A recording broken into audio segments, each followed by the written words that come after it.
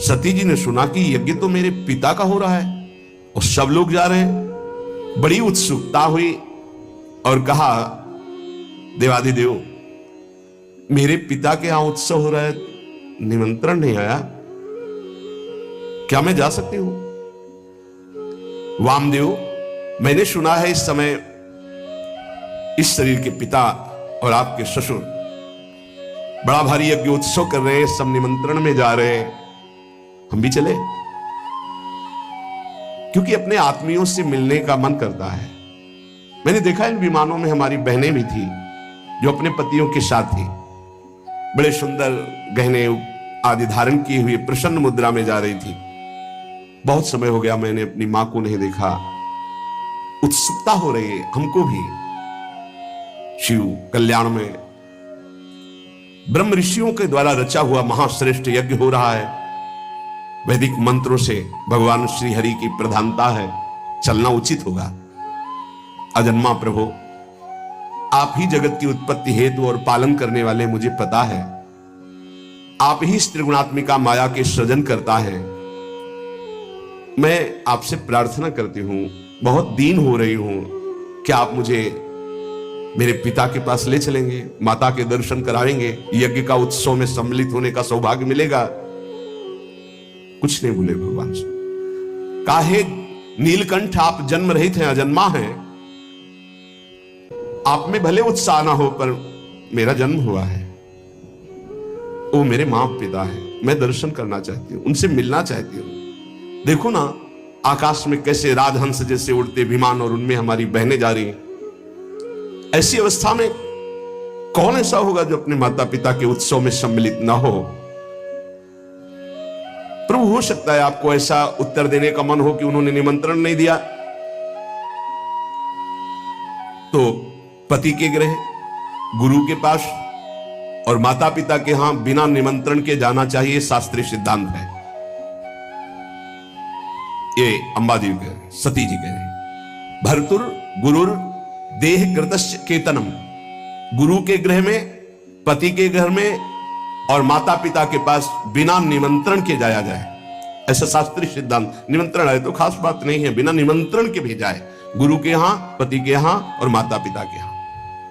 इसलिए आप शायद ये कहना चाहते हो कि निमंत्रण नहीं आया तो मैं नहीं लिवा चलूंगा, तो सिद्धांत है, आपको हमारी इच्छा की पूर्णता करनी होगी। और आपको मैं याद दिला देती हूं कि आपने मुझे अर्धांग में विराजमान किया है, मैं उसी सम्मान को आपको याद दिला रही हूं कि मैं आपकी अर्धांग हूं। याचना करती हूं, अनुग्रहित कीजिए, मुझे हमारे माता पिता के पास भेज दीजिए।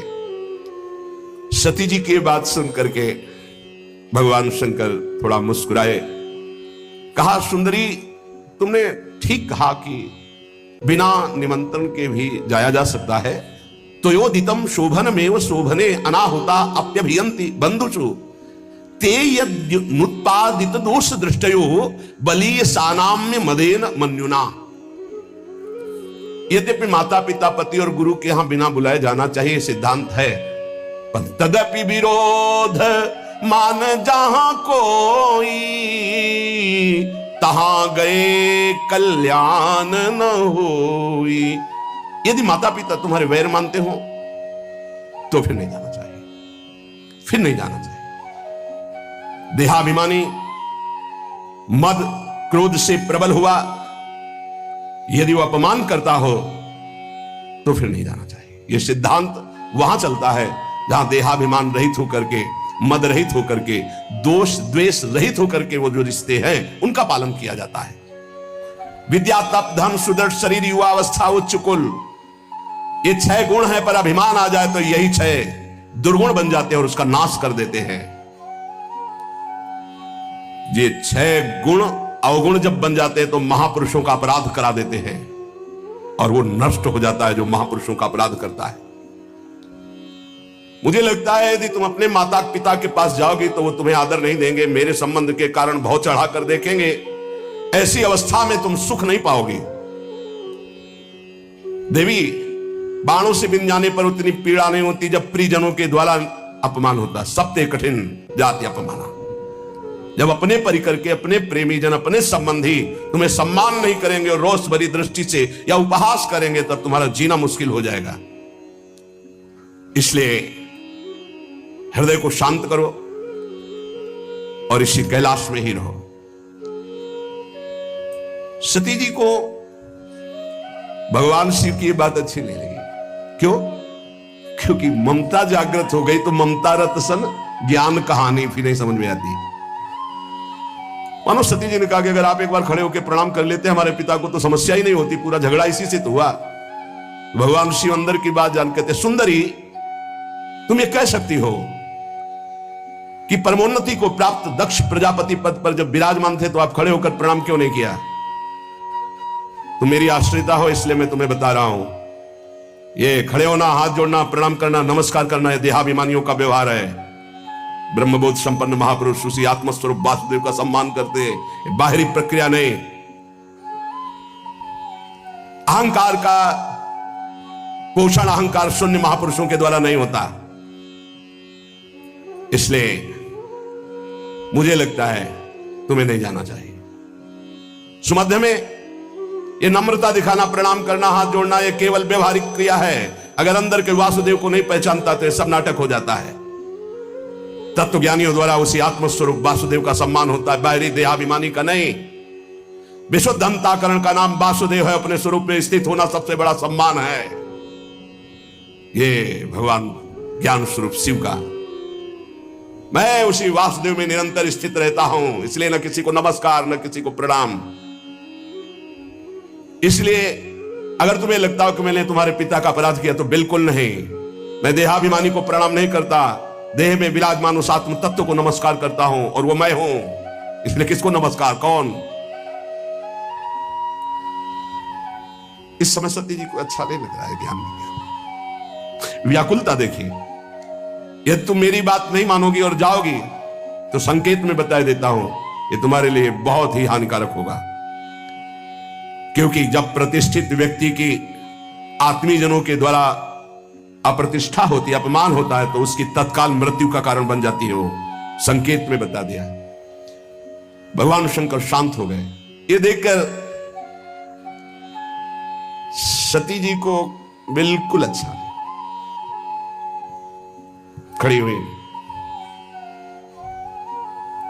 एक बार देखती भगवान शंकर की तरफ कि अगर मैं जाती हूं तो ये रुष्ट हो जाएंगे, क्योंकि आज्ञा नहीं। एक तरफ विमानों की तरफ नहीं जाती हूं तो माता का दर्शन कैसे होगा, कैसे सुहृद जनों से मिलूंगी।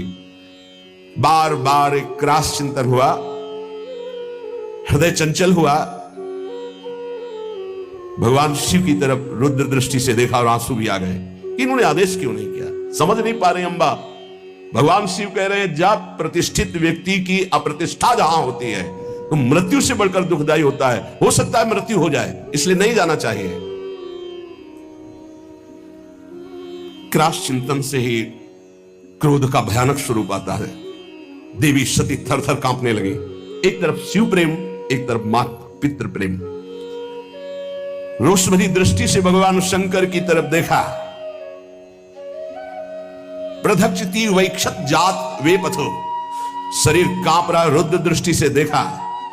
शोक और क्रोध ने बेचैन कर दिया कि आपने आदेश क्यों नहीं किया।